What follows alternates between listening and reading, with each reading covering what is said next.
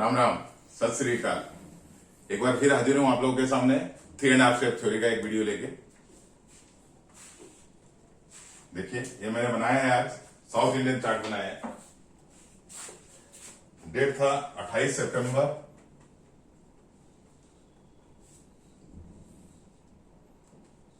1977, 18:35 PM, Ranchi,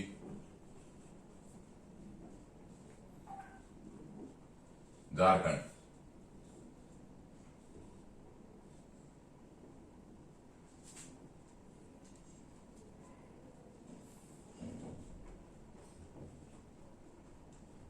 तेईस 16 north और 85 19 east. Base में खुला है फर्स्ट हाउस 127 पे। बेस में खुला है सेकंड हाउस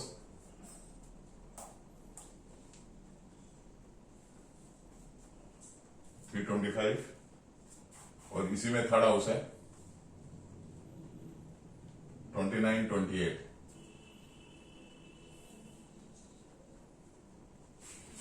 मिथुन में जुपिटर है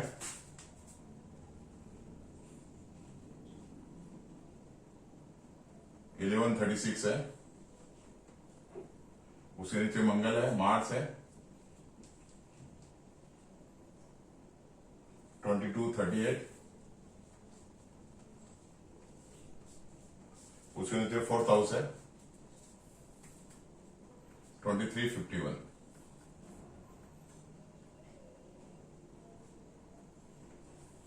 कर्कट में फिफ्थ हाउस है 2022।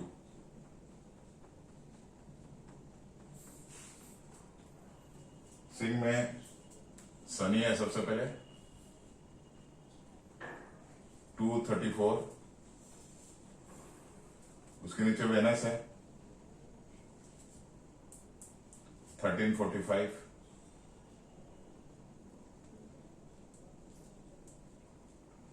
उसके नीचे सिक्स हाउस 22:36। उसके नीचे मरकरी 26:35।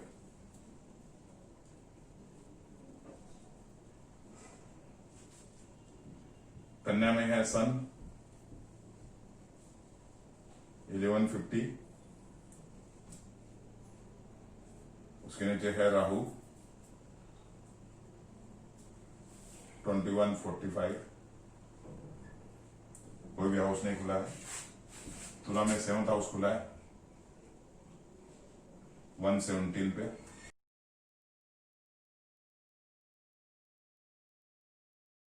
वृश्चिक में एट्थ हाउस है 325 और उसी में नाइन्थ हाउस खुला है 29 28।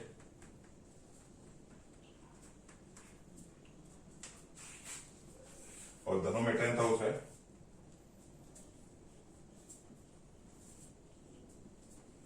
23:51 और मकर में 11th हाउस है 2022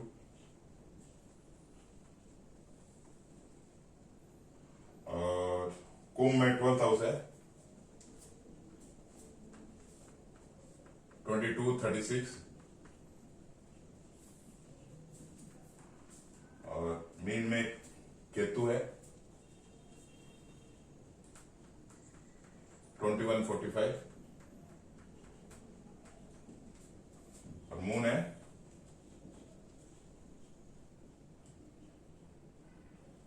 25:58। ये हमारा हो गया। आप देखिए कस्वल पोजीशन में देखिए, फर्स्ट हाउस का हो रहा है Ketu Venus,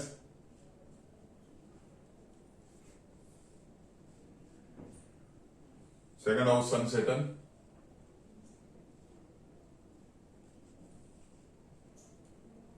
third house Mars सेटन,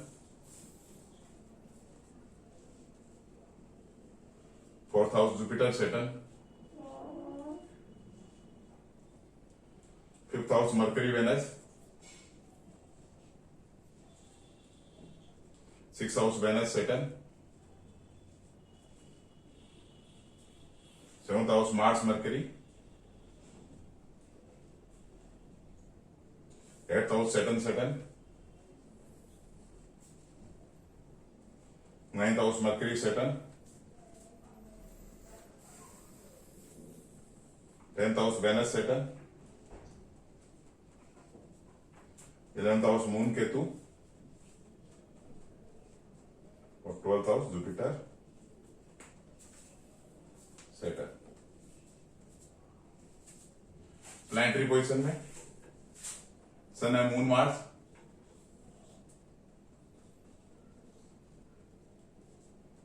मून है मरकरी राहु,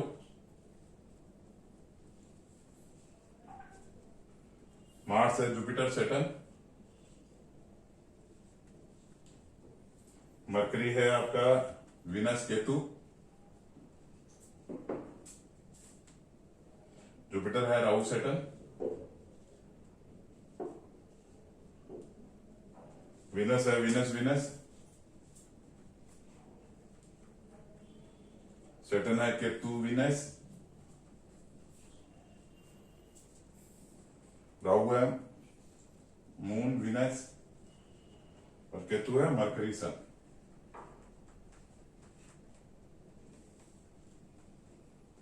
क्वेश्चन है, इज मैरिज प्रोमिस्ड? क्या शादी होगी? फर्स्ट क्वेश्चन है इसका, क्या शादी होगी? आपने देखते हैं इसको, इस चार्ट के अंदर देखिए, शादी होगी तो उसका क्या नियम क्या है?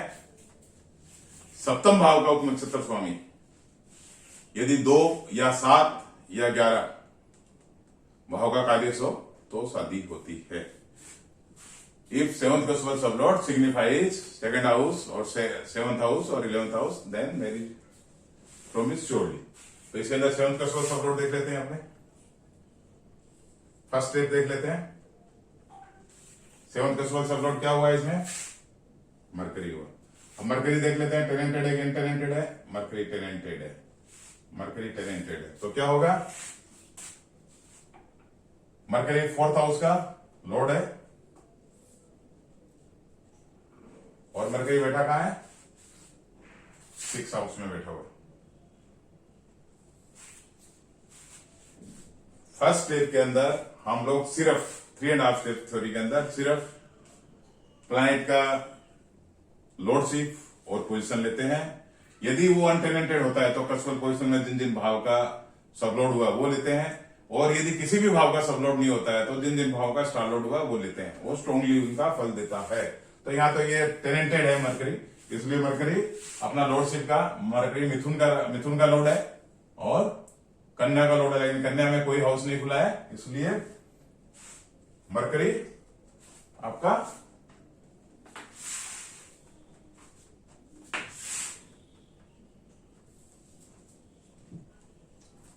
फोर्थ का लॉर्ड है, 6 में बैठा हुआ। ये फर्स्ट स्टेप हो गया। सेकंड स्टेप, अब क्या है? मरकरी किसके स्टार के अंदर बैठा हुआ है? मरकरी वीनस के स्टार के अंदर बैठा हुआ है। सेकंड स्टेप आ रहा है अपना, किसके स्टार के अंदर बैठा हुआ है? वीनस के स्टार के अंदर बैठा हुआ है। वीनस तो टेनेंटेड ही है, वीनस तो टेनेंटेड ही होगा, वीनस टेनेंटेड ही। वीनस किसका, आप क्या है? वीनस कौन कौन से भाव का लॉर्ड है? सेकंड हाउस का लॉर्ड है, थर्ड हाउस का लॉर्ड है, 7th हाउस का लॉर्ड है। तो क्या लिख देंगे यहाँ? सेकंड हाउस, थर्ड हाउस और 7th हाउस। और वीनस बैठा कहां है? बैठा हुआ है आपका 5th हाउस में बैठा हुआ है। अब इस स्टेप के अंदर हम 3.5 स्टेप थ्योरी के अंदर राहु केतु को छोड़ के एक चीज और ऐड करते हैं, वो होता है कंजोइन। यदि किसी के साथ में कंजोइन होता है तो ऐड करते हैं। वेनस किसी के साथ में भी कंजोइन नहीं है, क्योंकि वेनस 6 डिग्री तक कंजोइन करता है, सैटर्न 2 डिग्री पे बैठा हुआ है, मरकरी 26 डिग्री पे बैठा हुआ है। इसलिए किसने ये हमारा सेकंड स्टेप खत्म हो गया। यहां पे आप देख सकते हैं, ये देखिए मैंने ये लिखा है, ये 4 लिखा है। 4 का मतलब ये हो गया लॉर्डशिप हो गया। इसका मतलब हो गया लॉर्डशिप। और ये 6 लिखा है जिसके नीचे अंडरलाइन मैंने किया है, इसका मतलब हो गया वो वहां पोजीशन है, मतलब इससे ज्यादा स्ट्रॉन्ग ये है, पोजीशन लॉर्डशिप से ज्यादा स्ट्रॉन्ग होती है। अब उसके बाद के अंदर सेकंड स्टेप खत्म हो गया हमारा, क्योंकि किसी के साथ में युक्ति नहीं है। अब आएगा हमारा थर्ड स्टेप। थर्ड स्टेप के अंदर क्या है, देखिए मरकरी किसके सब के अंदर है, केतु के सब के अंदर है, नॉर्थ के सब के अंदर है। जैसा कि नोट्स आप लोगों को मालूम ही है, राहु और केतु कभी भी 3.5 स्टेप थ्योरी के अंदर बैक टू पेविलियन नहीं होते हैं, क्योंकि उनको हम लोग बहुत ज्यादा स्ट्रॉन्ग नोट्स होने के कारण बहुत ज्यादा स्ट्रॉन्ग मानते हैं। तो अब केतु क्या है देख लेते हैं। केतु टैलेंटेड है, टैलेंटेड है, केतु यहां टैलेंटेड है।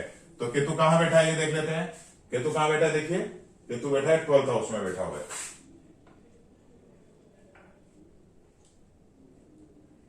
कौन से हाउस में बैठा हुआ है, 12th हाउस में बैठा हुआ है। अब राहु केतु क्या देता है, किसका फल देता है, सबसे पहले राहु केतु सबसे पहले फल देता है जिस प्लैनेट के साथ में, जिस ग्रह के साथ में कंजॉइन होता है उसका फल देता है।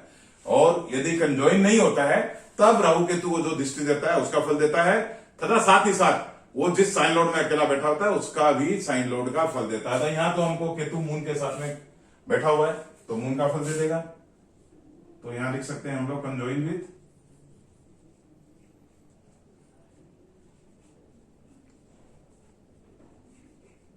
मून।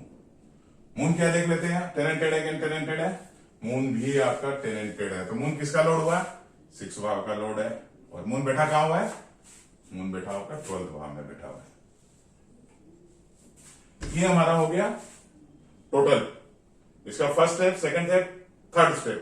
ये नोट्स आने के कारण हम लोग थर्ड स्टेप पे इसको खत्म कर देते हैं। नोट्स आगे नहीं बढ़ते हैं कभी, 3.5 स्टेप मतलब एक आधा कदम आगे कभी नहीं बढ़ते हैं, इसीलिए 3.5 स्टेप बोलते हैं, क्योंकि एक तो नोट्स के अंदर और एक जो अनटेनेंटेड प्लैनेट होता है उसमें आगे नहीं बढ़ता है। अब यहां देखिए क्या फल दे रहा है, अब मैरिज होगी कि नहीं होगी। देखिए 4th हाउस क्या है, 4th हाउस क्या है, न्यूट्रल हाउस है। 6th हाउस क्या होता है, ये नेगेटिव है, नेगेट कर रहा है। किसको नेगेट कर रहा है, 7th हाउस को। 7th हाउस क्या है, 7th हमारा लीगल बॉन्डेज है, लाइफ पार्टनर का हाउस है, इसलिए 7th हाउस जो शादी का हाउस है हमारा उसको नेगेट कर रहा है, उसका मतलब 12वां भाव है। तो ये यहाँ पे खराब कर रहा है। फिर वेनस क्या है, सेकंड हाउस क्या होता है हमारा, इंक्रीज द फैमिली मेंबर। जब शादी होगी तो हमारे घर के अंदर यदि लड़का है तो लड़के के घर के अंदर दुल्हन आएगी और लड़की के घर के अंदर एक दूल्हा मिलेगा उनको, इसलिए सेकंड हाउस माने यहां पे मैरिज के हिसाब से इंक्रीज द फैमिली मेंबर होता है। थर्ड हाउस कम्युनिकेशन का हो गया, 7th हाउस आपका हो गया लीगल बॉन्डेज हो गया, लाइफ पार्टनर हो गया, और 5th हाउस माने हो गया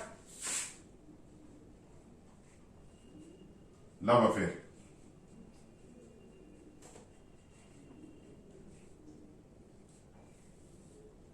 ये माना हो गया, 7th माना हो गया लाइफ पार्टनर या लीगल बॉन्डेज। और फिर थर्ड स्टेप के अंदर आ गया केतु, क्या आ गया, केतु 12वां में बैठा है। 12वां हाउस बहुत अच्छा हाउस नहीं हुआ,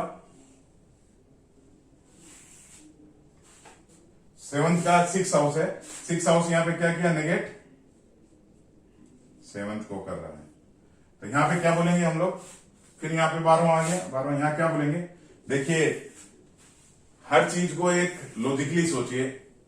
हालांकि केपी में यह बोला जाता है कि यदि सबलोड यदि कोई भी तरह से कहीं भी यदि सबलोड यदि सिग्निफाई नहीं करे, कोई चीज को इवेंट नहीं होती है उसका, कोई भी हाउस, मैन हाउस या उसका जो सहायक हाउस होता है उनको। लेकिन मैरिज में आप जनरली आप देखिएगा 80 से 85% लोगों का शादियां होती है, तो ये आपको मान के चलना पड़ेगा। और ये एक्सपीरियंस में देखा गया है कि कहीं भी first step, second step, third step में कहीं भी यदि 2, 7 या 11 से कनेक्शन हो जाता है 7th का फुल सबलोड, तो उसकी एक बार मैरिज तो जरूर होती है। वो कितना दिन चलेगी, 2 दिन, 5 दिन, 7 दिन, 10 दिन, 6 महीना, 2 साल, 5 साल, वो बाद की बात है, दूसरे तरीके से देखेंगे।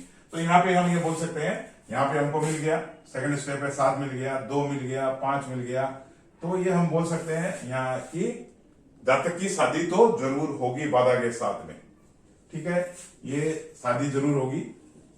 अब सेकंड अपने देखते हैं, सेकंड क्वेश्चन क्या देते हैं, यदि शादी होगी तो उसका मैरिड लाइफ कैसा होगा। सेकंड क्वेश्चन है उसका हाउ इज मैरिड लाइफ। अब उसका मैरिड लाइफ कैसा होगा। 3.5 स्टेप थ्योरी के अंदर हम लोग मैरिड लाइफ के लिए 11th कैजुअल सबलोड से देखते हैं, बहुत से लोग 7th से देखते हैं, लेकिन हम लोग 11th कैजुअल से देखते हैं। हमारा ये मानना है कि 11th कैजुअल सबलोड 7th का 5th है। मान लीजिए जो कपल है, कपल है, दंपति है, दंपति के बीच में प्रेम संबंध का है, तो 11th कैजुअल सबलोड देख लेते हैं इस चार्ट से। 11th कैजुअल सबलोड क्या है इस चार्ट के अंदर, केतु है। तो फर्स्ट स्टेप क्या हुआ, केतु है। केतु क्या है, टेनेंटेड है या अनटेनेंटेड है, देख लीजिए। केतु यहां पे आ गया, केतु टेनेंटेड है, तो केतु बैठा कहां हुआ है, सबसे पहले देख लेंगे। केतु बैठा है 12th हाउस में। फर्स्ट स्टेप में नो प्लैनेट, जहां खाली पोजीशन होती है वही लेते हैं, कोई उसमें युक्ति नहीं लेते हैं, कोई उसमें दृष्टि नहीं लेते हैं। नो प्लैनेट के अंदर खाली अनटेनेंटेड होने से कैजुअल सबलोड में जिस भाव का सबलोड या सबलोड नहीं तो स्टार लोड हुआ है वो लेते हैं। तो ये 12th हाउस बोला। 12th हाउस सेकंड स्टेप में क्या हुआ, फर्स्ट स्टेप खत्म हो गया। Ketu in the star of mercury, mercury के स्टार के अंदर है। मरकरी क्या बोलता है, मरकरी भी देखिए टेनेंटेड ही है। मरकरी अपने देखते हैं मेरे टेनेंटेड है। मरकरी क्या है, 4th का लोड है, 6 में बैठा हुआ है। मरकरी 4th हाउस का लोड है, 6th हाउस में बैठा हुआ है। मरकरी यहां पे देखिए इस स्टेप में अंदर हम लोग एक चीज ऐड करते हैं, क्या ऐड करते हैं, कंजोइन यदि होता है तो मरकरी और वेनस कंजोइन नहीं है, इसलिए यहाँ पे ये भी सेकंड स्टेप खत्म हो गया। थर्ड स्टेप में आ जाएंगे। थर्ड स्टेप क्या है, Ketu in the sub of sun. किसके सब के अंदर है, सन के अंदर। अब देख लेंगे सन टेनेंटेड है कि अनटेनेंटेड है। यहां पे देखिए सन के स्टार के अंदर कोई प्लैनेट नहीं है, अनटेनेंटेड है। इसका मतलब क्या हुआ, सन अपना फल खुद देगा, मजबूती से अपना फल खुद देगा। तो सन का देखिए, सन किस भाव का लोड है, 6 भाव का लोड है। और सन बैठा कहां है, 6 भाव में ही बैठा हुआ है। सन 6 भाव का लोड है, 6 भाव में बैठा हुआ है। और इधर देख लेंगे सन कौन कौन से भाव का अनटेनेंटेड है, तो कौन कौन से भाव का सब लोड हुआ है। इसके अंदर किसी का नहीं हुआ है। स्टार लोड में देख लेंगे, सेकंड भाव का हुआ है, सेकंड भाव का हुआ है। तो ये सन के ऊपर लिख देंगे। इसका मतलब ये हुआ, माथे पे लिखने का मतलब ये बहुत ज्यादा स्ट्रॉन्ग है, कैजुअल सब लोड या स्टार लोड में आया है। ठीक है। अब सन किसको दृष्टि दे रहा है देख लीजिए, युक्ति में तो नहीं है। 1 2 3 4 5 6 7 सन दे रहा है, केतु को दृष्टि दे रहा है। केतु किस में बैठा हुआ है, 12th हाउस में बैठा हुआ है।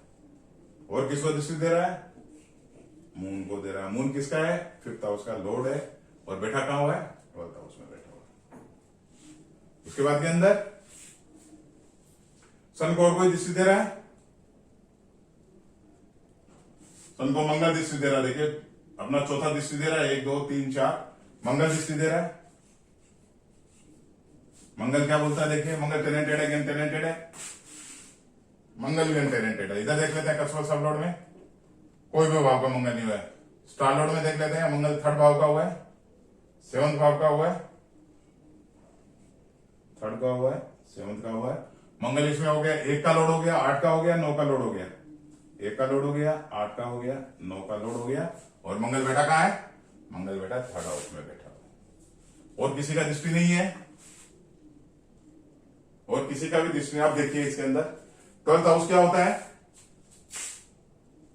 मैरिड लाइफ के अंदर 12th हाउस क्या होता है, लॉस ऑफ बेड प्लेजर, मतलब बिस्तर सुख की हानि।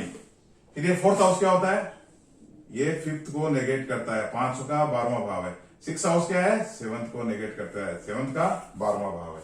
6 5 7 का 12वां भाव है। ये 2 माने क्या है, फैमिली हो गया। ठीक है, 2 अच्छा हो गया। फिर यहां पे देख लेते हैं, केतु 12th माने लॉस ऑफ बेड प्लेजर होगा। पंचम माने कपल के बीच में जो लव अफेयर होता है वो ठीक हुआ है। 12 माने फिर ये खराब भाव हो गया। फिर यहां मंगल 7th भाव अच्छा हो गया, 1st भाव खराब हो गया, 8th भाव लड़ाई झगड़ा हो गया।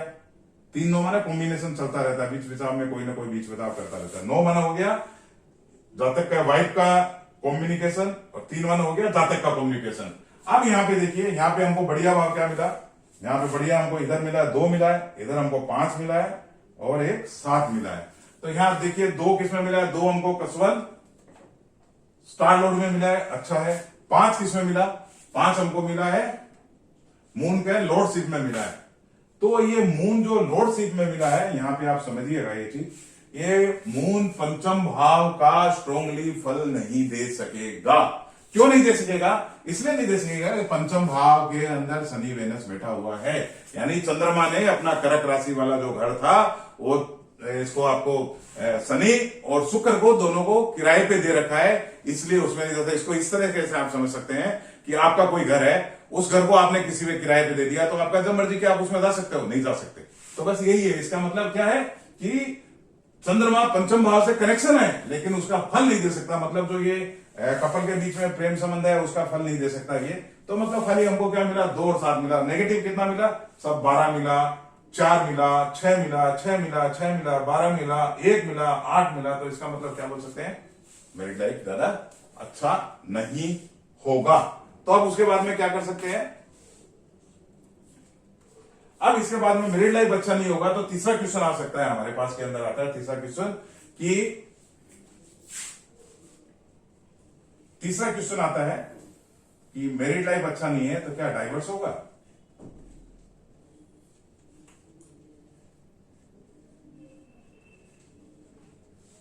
अब फिर हम लोग आ जाते हैं सेवंथ कस्बल सबलोड के अंदर। जब भी हम लोग डाइवर्स देखेंगे सेवंथ कस्बल सबलोड से देखेंगे। सेवंथ कस्बल सबलोड के अंदर डाइवर्स के लिए हमको क्या चाहिए? डाइवर्स के लिए चाहिए फर्स्ट स्टेप या सेकंड स्टेप के अंदर छठा भाव या 12वां भाव, दोनों में से कोई एक आ जाए या दोनों आ जाए। और थर्ड स्टेप के अंदर पहला और दूसरा भाव के स्टेप के अंदर यदि 6 आ जाए तो 12 चाहिए, और पहला और दूसरा के अंदर 12 आ जाए तो थर्ड स्टेप में 6 चाहिए, और पहला स्टेप में 6 और 12 दोनों आ गया तो थर्ड स्टेप में 6 या 12 में से कोई भी आए या दोनों आए तो भी डाइवर्स होता है। ये मतलब कहने का मतलब है सीरीज मेरा पूरा होना चाहिए। तो इसके अंदर अपना सेवंथ कस्बल सबलोड का हम लोग करके बैठे हैं। अच्छा, एक चीज और ध्यान रखिए, डाइवर्स के अंदर 3.5 स्टेप थ्योरी के अंदर कभी भी प्लैनेट बैक टू पेविलियन नहीं होता है। क्यों नहीं होता है? हमारा यह मानना है कि 3.5 स्टेप थ्योरी वालों का कि एक बार डाइवर्स हो गया, एक बार जब लीगल बॉन्डेज टूट गया तो वापस आप पहले जैसे नहीं हो सकते। वापस वैसा होने के लिए आपको रीमैरिज करनी पड़ेगी, वापस रजिस्ट्री करानी पड़ेगी या शादी करनी पड़ेगी। इसलिए इसमें हम लोग बैक टू पेविलियन नहीं करते हैं। तो सेवंथ कस्बल सबलोड तो देखिए मरकरी है। मरकरी क्या बोला है? 4 का लोड है, 6 में बैठा हुआ है, क्या कर रहा है? नेगेट 7 कर रहा है। सेकंड स्टेप में Mercury in the star of Venus, 2, 3, 7, 5, ठीक है। उसके बाद के अंदर थर्ड स्टेप के अंदर क्या आ गया? थर्ड स्टेप है जो केतु है। केतु तो ऐसे भी बैक टू पेविलियन नहीं होता, नोट्स है। केतु 12 में बैठा है और केतु कंजोइन विद मून है, 6 का लोड है, 12 में बैठा हुआ है। मून है, मून 5 का लोड है, सॉरी मैं गलती बता गया यहाँ, ये 5 का लोड है मून। पहले में भी देखिएगा, मैं 7 में गलती बोल गया और 6 का नहीं बोला, 5 का लोड है। ये 5 का लोड है, लेकिन ये 5 का फल देने में असमर्थ है क्योंकि 5वां भाव टेनेंटेड है। तो ये 5 का लोड है, 12 में बैठा हुआ। तो इसका मतलब क्या हुआ? यहां देखिए इस स्टेप के अंदर, फर्स्ट स्टेप के अंदर 6 मिल गया, सेकंड स्टेप के अंदर हमको 12 मिल गया, ये 12 मिल गया। तो ये निश्चित रूप से बोल सकते हैं हम लोग डाइवर्स होगा।